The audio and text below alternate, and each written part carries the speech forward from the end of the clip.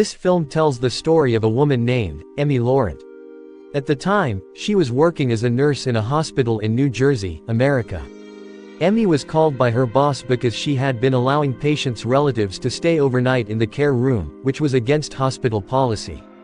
Currently, the hospital was short-staffed for night shifts, so they were planning to hire someone experienced for the job.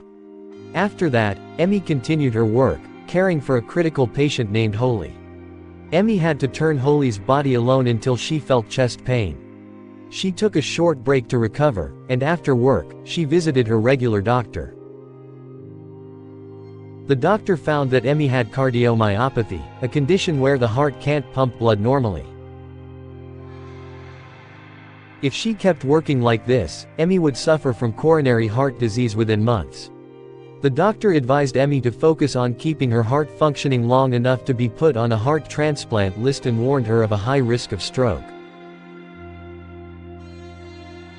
This health condition saddened Amy.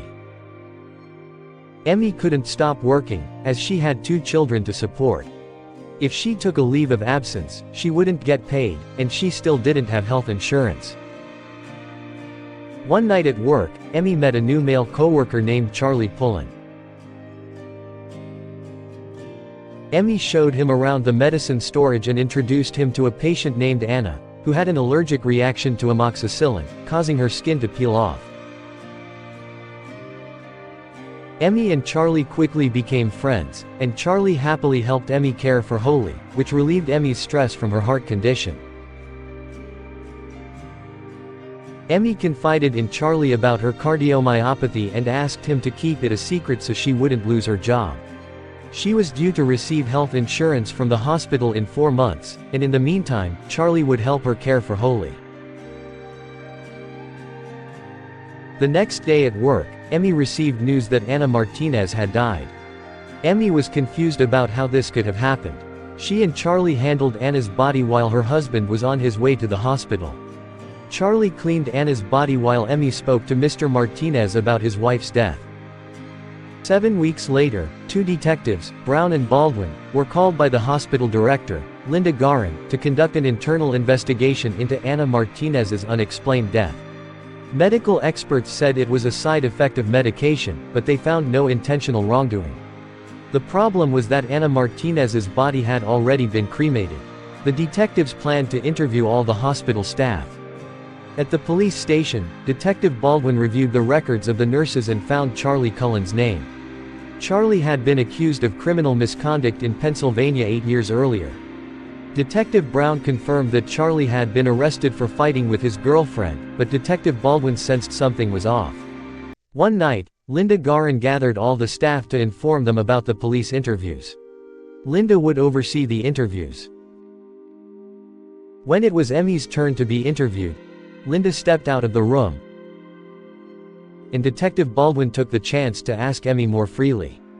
He noticed a discrepancy in Anna Martinez's glucose levels, which didn't match any test results, indicating that insulin had been introduced from outside her body. Martinez wasn't diabetic, which raised suspicion. When Linda returned, they shifted the topic to Charlie Cullen. Amy defended Charlie, saying he was an experienced nurse and couldn't have been negligent. Detective Baldwin requested the internal investigation results from Linda, who promised to send them the next day. Meanwhile, Amy continued her duties, including giving CPR to a dying patient, which strained her heart. Charlie always supported her and even took her to her heart checkups. Charlie advised Amy to inform her children about her condition so they could perform first aid or call 911 if anything happened.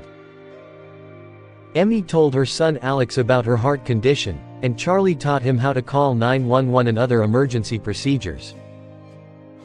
The next day, Detectives Baldwin and Brown received the hospital's internal investigation report, expecting a large file but only getting a thin folder. Frustrated, Detective Baldwin confronted Linda, accusing her of withholding evidence and prioritizing the hospital's reputation over justice. Linda seemed worried about the hospital's future if malpractice were proven. Detective Baldwin was reprimanded and banned from entering the hospital again. The case stalled since Anna Martinez's body had been cremated, leaving no evidence. Later, Amy got a new patient, a young family with a baby named Kelly. Kelly had been in an accident and was now hospitalized. Kelly responded well to Emmy's jokes about her baby, Vanessa. But the next night, when Emmy checked on Kelly, something seemed wrong. Kelly wasn't responding to commands and didn't remember Vanessa. Emmy immediately called Kelly's husband, and while she was on the phone, Kelly started having seizures and died. The following day, Brown and Baldwin visited Emmy's home. Emmy thought they would ask about Kelly's death, but they only sought her help in the Ana Martinez case. They had learned of other victims and questioned Charles Cullen, as the hospital wasn't transparent about him. Emmy didn't believe Charlie was guilty, but Baldwin and Brown tried to convince her otherwise. Eventually, Emmy found out that Kelly's blood contained insulin, which made her suspect something was wrong. Emmy asked her nurse friend, Glory, who had worked with Charlie, about him. Glory mentioned rumors that Charlie was responsible for several patient deaths, overdosing them by injecting insulin into IV bags. Emmy was shocked by this information. Emmy then checked the hospital's IV bags and found one with a small hole, indicating a syringe injection. Exhausted, Emmy fainted and was admitted to the ER. When she woke up, she panicked because Charlie was watching over her. At that moment, Emmy was convinced Charlie was behind Ana Martinez and Kelly's deaths. Later, Emmy decided to share her suspicions with Baldwin and Brown, explaining how Charlie injected insulin into IV bags, which took hours to kill the patients. She agreed to help the detectives by checking Charlie's medication records to see if he had withdrawn insulin before Ana and Kelly's deaths. However, the problem was that they needed an intact body to conduct an autopsy. Tom, Kelly's husband, agreed to exhume Kelly's body to seek justice. During the night shift, Emmy became anxious, keeping a close eye on Charlie. She secretly replaced the IV bags that Charlie had set up and printed out his medication withdrawal records. The autopsy results confirmed that Kelly's body contained insulin and digoxin, proving that Charlie had withdrawn the drugs on the night of her death. Unfortunately, Charlie had manipulated the hospital's computer system to cancel medication withdrawals at the last minute, making Emmy's evidence unusable. Linda, the hospital director, eventually fired Charlie for falsifying his employment history, though she was more concerned about protecting the hospital's reputation.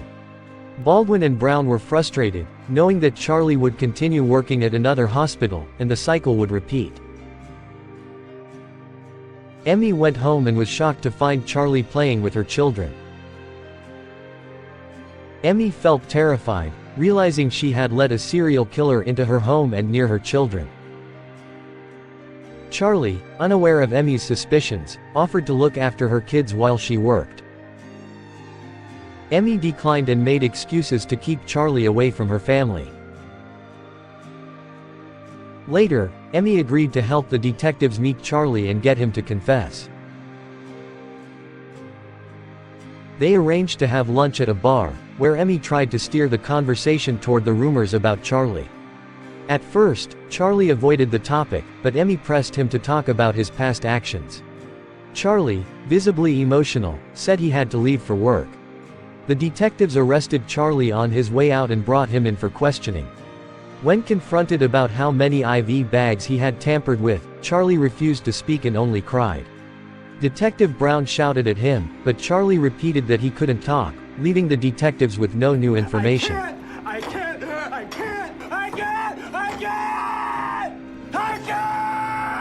Emmy, worried about her own and her children's safety, mustered the courage to visit Charlie in jail. She tried to appeal to his emotions, reminding him of how he had helped her during her night shifts and kept her secret. Emmy told him that, despite everything, she believed he was a good person. Moved by Emmy's words, Charlie began to name the people he had killed, including Kelly. To avoid the death penalty, Charlie confessed to murdering 29 people, though the real number was believed to be around 400. He never explained his motive. Charlie is now serving 18 consecutive life sentences and will not be eligible for release until the year 2403. Throughout his 16 years as a nurse, many hospitals suspected him, but none ever stopped him. As for Amy, she eventually underwent the heart surgery she needed and now lives in Florida with her children and grandchildren, hailed as a hero for stopping a serial killer. Today, she is still known as the good nurse. So, always strive to be a good person.